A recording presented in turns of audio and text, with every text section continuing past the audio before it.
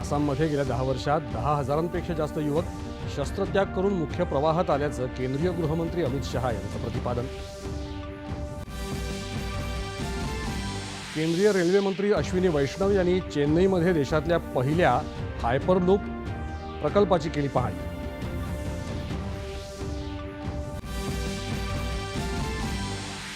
प्रत्येक कुटुंबाला पक्कं घर मिळावं या दिशेनं सरकार सातत्यानं प्रयत्नशील असल्याचं केंद्रीय मंत्री पियुष गोयल यांचं मुंबईत प्रतिपादन।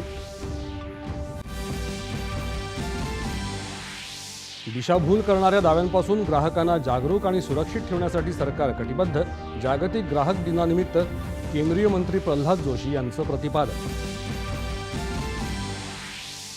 विद्यार्थ्यांनी ज्ञान आत्मसात करण्याबरोबरच उद्यमशीलतेची कास धरून रोजगार निर्माते बनावं। केंद्रीय मंत्री नितीन गडकरी यांचं नागपूर इथे तरुणांना मार्गदर्शन।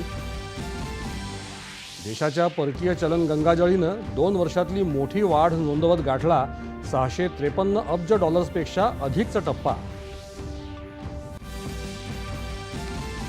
पीएम गतिशक्ती प्रकल्पाअंतर्गत झालेल्या बैठकीत बदलापूर कर्जत मार्गावरच्या 3ऱ्या आणि 4थ्या मार्गाच्या विस्ताराचा आढावा घेतल्याबद्दल मुख्यमंत्र्यांनी मानले पंतप्रधानांचे आभार।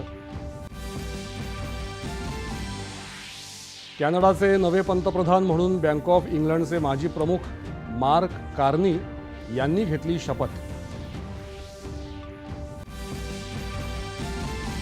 महिला IPL क्रिकेट स्पर्धेत आज मुंबई इंडियन्स आणि दिल्ली कॅपिटल्स यांच्यात अजिंक्यपदासाठी मुंबईत लढत।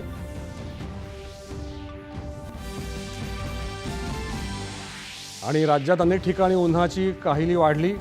विदर्भात पुढील 2 दिवस उष्णतेच्या लाटेचा हवामान विभागाचा इशारा।